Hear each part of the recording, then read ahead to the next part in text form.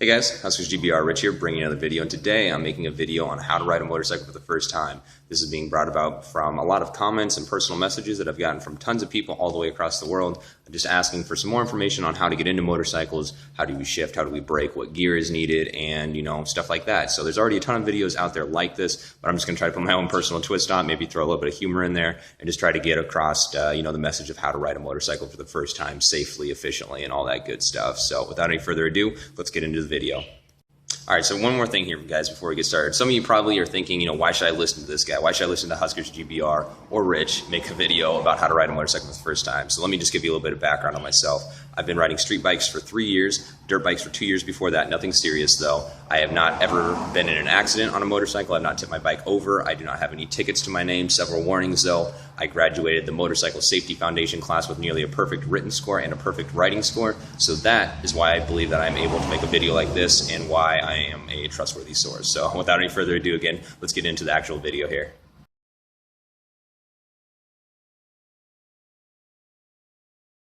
Alrighty guys, first things first, if you want to get into motorcycle riding or ride a motorcycle for the first time, you're going to need some gear. And let's just talk basics on gear real quick here. The more gear you wear while riding a motorcycle, the safer you are going to be. Not necessarily as far as cars hitting you, but if you do get in an accident, you're going to be a lot better off wearing gear than if you were not. In my videos, I'm kind of notorious for not wearing gear, but it's a personal choice in my mind, but I would always recommend that you wear as much gear as you can or as much gear as you're willing to take a risk with. So anyways, let's get into it here. The first part of the gear that I would definitely recommend, number one thing, is a helmet. My helmet right here is an Arai Corsair 5 Scott Russell edition. I have a review video on my channel of it if you'd like to check it out more or just see some more angles of it. My gloves, the next thing that I always wear no matter what, are just the Fox Bomber gloves in black right there. Very breathable. It's summertime here in Nebraska and we'll get up to 100+ degrees with 80+% humidity. So very, very breathable gloves. They work great. My hands don't get sweaty at all or anything like that. Over here are my two jackets. Right here on the left is the Icon Contra jacket. It's a textile one, very, very breathable again.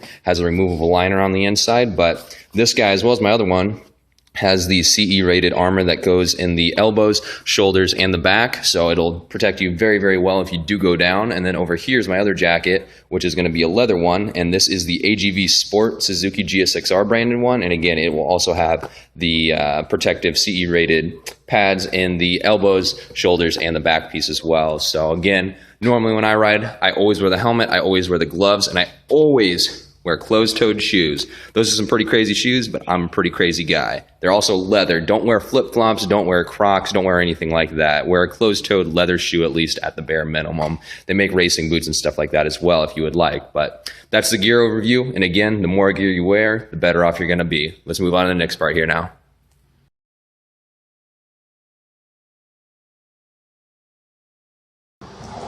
Alrighty guys and gals, now that you got your gear all picked up and know what's going on with that type of stuff, we're going to move on to the basic parts of the motorcycle. And right here is my 2007 Suzuki GSXR 600. I'm just going to kind of hit on the big ticket items that you need to know where they're at and what they do in order to be successful riding a motorcycle. So starting on the left side over here, you're going to have your own foot peg right there and your shifter. On my bike, it's 1 down and 5 up for a total of 6 gears. Also, neutral is located between first and second gear. It's a half click up. If you're not familiar with this, you'll become very, very familiar after riding it. You need to know how to use this guy. Normally, it's 1 down and then 5 up on them, like I said. So moving up here to the controls, on the left side, you're going to have just a handlebar grip right here. You're also going to have your clutch lever right there, so you engage and disengage the clutch with that guy. Depending on your bike, you may or may not have some of these controls that I have, but on mine, I've got the light, the low beam or high beam selection right there, the hazards light as well, and my turn signals right there. And then also this yellow guy back here is just the passing lights that I'll flip the high beam up on for me for a second. Moving over to the right side here is going to be your right side handlebar, right side grip, and this guy is also going to have your throttle on. So as you can see, pulling that guy back, that's what makes you go faster on the bike. Up here is going to be your front brake lever, and if you didn't know, you actually get most of your stopping power from your front brake. So keep that in mind. I'll go into more detail later. And then the last thing that you need to know is over here, and this is going to be your right peg, and then also your rear brake control. Push down, and it applies rear brake for you. So that's it, guys. And I guess, one more thing. Your ignition right up here. That's where your key goes, and that's how you turn the bad boy on.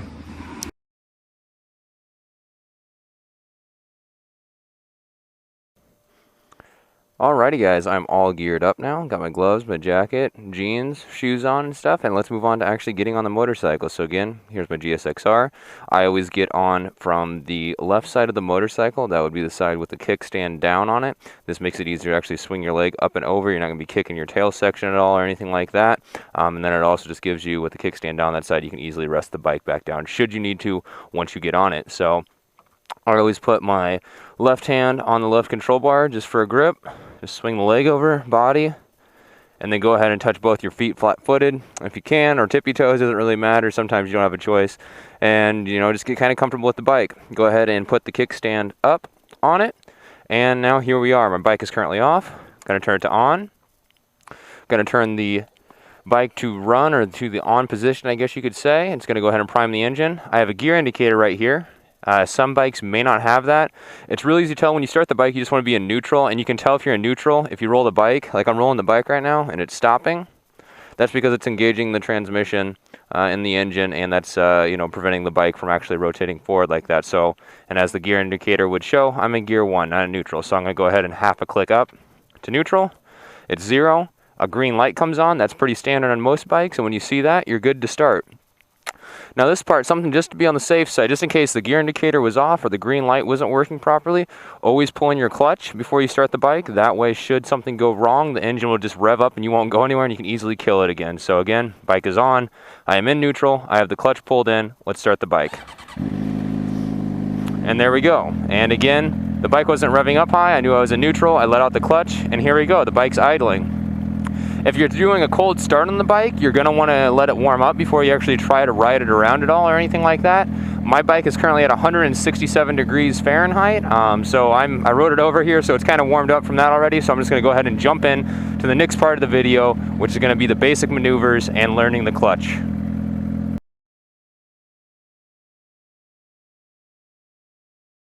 Alrighty guys, we're back here. Bike started, it's warmed up, we're ready to go.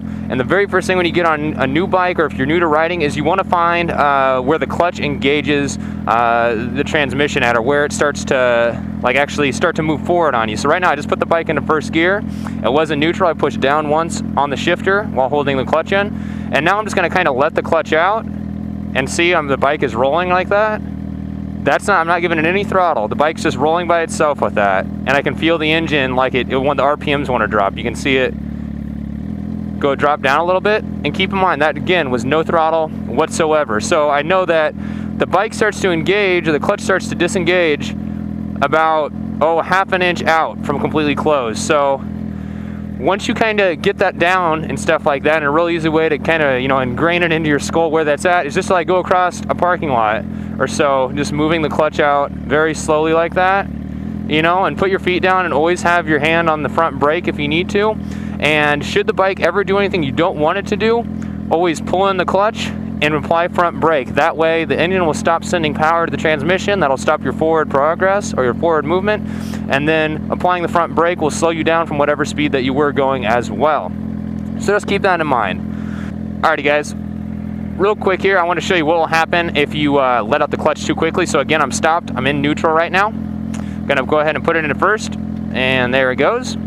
And if you let out the clutch too fast, here's the sweet spot again, I'm letting the clutch out and I'm starting to roll forward. There's the sweet spot, that's where it's engaging. If I let it out too fast, the bike's gonna die like that. And that's nothing to be worried about. It doesn't hurt the bike necessarily at all, and it happens to everybody. If somebody told you they've never killed their motorcycle or the engine in a manual transmission car or on a motorcycle, they're definitely lying to you. So that's not a big deal at all. We're just gonna go ahead and pull the clutch back in, put it back into neutral, and start the bike right back up. To show you what you can also do if you're very, very smooth with the clutch release. You can actually get the bike rolling without applying any throttle. So here we go. There's the sweet spot. It's starting to come up. It's really coming up. I'm just letting it out very, very slowly. And there you go. Same thing that More Death did. I am not applying, look, no throttle. Here's my hand, no throttle. And the bike is moving in first gear. So if you have a smooth enough clutch release, you can actually get the bike going without even having to apply throttle. It's that easy. And the bike's not going fast. It's holding steady at 6 miles an hour. So there you go. Something to maybe strive for. Maybe one of you guys can leave a video response for yourself doing that.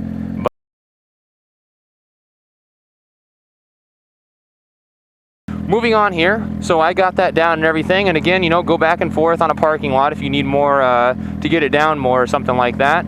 But once you know that sweet spot, apply a little bit of throttle to it, just a little bit. So I might take it up to 2,000 when it hits that point. So letting out the clutch, bringing up the RPMs, and we're good, just like that. So the bike, with that, I gave it a little bit throttle. I went a little bit faster, as you obviously could tell. And that's the way that you're gonna take off with the bike when you're actually starting it and stuff like that. And this guy probably has no idea what the hell I'm doing, but that's all right. I'm not doing anything wrong. It's the church I go to.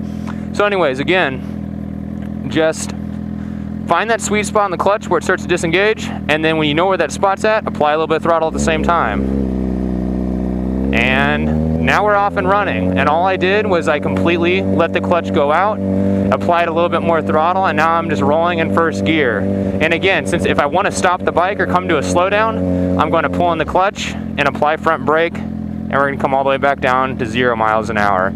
And something that you might want to do when you're first starting off is you can have both feet, you know, come down off the bike at slow speed so that you can catch yourself when you actually stop. Sometimes you can lose your balance, especially if the surface is uneven or anything like that. So keep that in mind as well. But anyways, that's kind of it. Again, to show you, just kind of letting out the clutch, applying a little bit of throttle, and we are off and rolling now.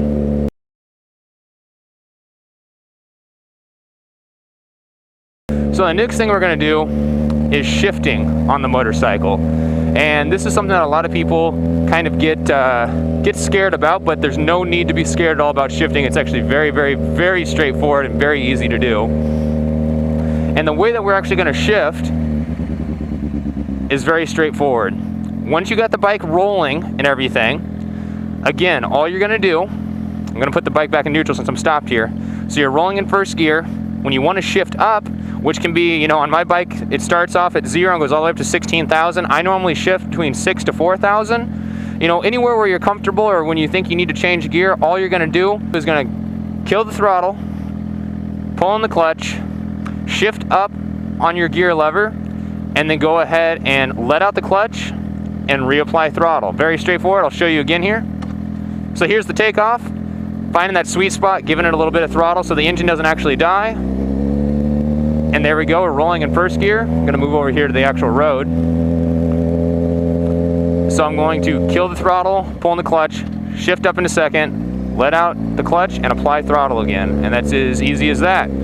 And you just keep repeating that process as many times as you need to in order to get through all your gears or get to the desired speed that you want to. But when you're first learning out, don't worry about going up into 6th gear. You know, the higher in the gears you get, the faster you need to be going to keep the engine in its power band and have enough power so the engine doesn't die in a corner or anything like that.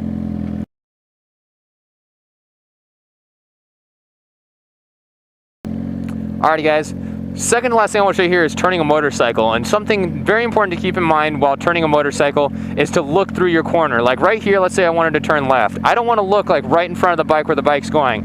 I want to have my head turned all the way over there and look past the apex of the corner to where I want to end up. So just keep that in mind every time you're turning a motorcycle. And at low speeds of 10 miles an hour or less, all you do to turn the bike, if you want to go left, just push the handlebars to the left. Under 10 miles an hour and you want to go right, push the handlebars to the right. Very easy, very straightforward. Now then, let me go ahead and give you an actual example of that. So we're going to get started just like I showed you earlier. And we're going to go left. So I'm just going to move the bike, the handlebars to the left. So here's left again, handlebars to the left. There they go, there they go, there they go. Right, handlebars are going to the right. To the left, handlebars are going to the left again. Now then, let me show you what you need to do when you actually are going faster than 10 miles an hour. This is going to sound like kind of a foreign concept, but it's still very, very easy to understand and to know what to do when you're actually on the bike. This is something that, don't worry about it right now. If you're just sitting at home on the computer and thinking about getting a bike, do not worry about this at all. It'll be very, very easy to learn once you're actually on a bike, and it's kind of hard to explain otherwise. And I'll leave a link to a video right here of when I did this in depth on, but it's called counter steering. If I'm going faster than 10 miles an hour, and I want to go to the left, I'm actually going to push or pull the handlebars to the right. And that might sound weird, but what that's going to do is that's going to transfer the weight of the bike over to the opposite side that you're pushing or pulling the handlebars, and then cause the bike to lean in that direction, and it's just going to set you up for that corner. So up here, let me show you here. If I want to go left, look, I'm going to push to the right and the bike falls over like that. And it's just, again, a way to initiate the corner. So let me get back through here and get to another open spot, and I'll show you again. And this is something here. So again, I want to go, let's say I want to go to the right. I'm actually going to push the handlebars to the left. Did you see that? I pushed it to the left, but the bike actually fell to the right, and I started to go right. The wheel kind of automatically came back over for me. So let me show you that again. And I do that, so I'm going 14. I actually did it just a little bit to initiate that corner. And again, it's just something that makes the bike a lot easier to control. And let's say you're going through a corner and you need to further your lean angle or turn in tighter, you're going to counter steer again. So if you're going left, and need to go tighter left, if you need to make a tighter corner, you're actually going to counter steer again, like pull the bars to the right or push them to the right, and that'll cause the bike to fall over to the other side and lean in even tighter for you. But again, just keep in mind that's just a way to initiate the corner, and that's really it. So that's it for this part, guys. And now we're going to move on to the next part, which is going to be braking on a motorcycle.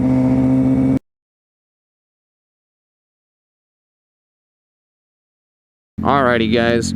So now we're going to start the braking part of this video. And motorcycle braking is very easy. Again, front brake lever over here on the right, and my rear brake lever is right down there. It's a foot peg. You push it down and it applies rear brake for you.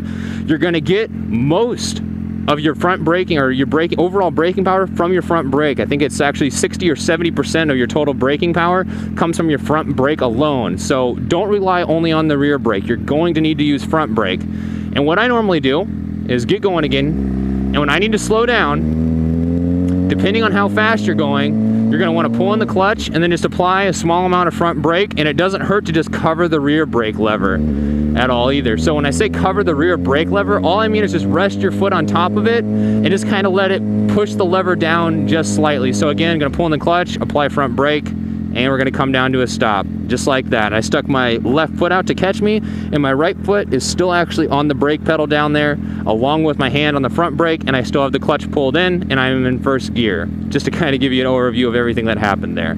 So let's get going again here. And what you want to try to avoid, and when you're braking, you got to understand that all the weight's going to be transferred to the front. So if you apply hard front brake, and you apply hard rear brake, your rear tire is going to lock up and can start to slide out on you. And you want to avoid that.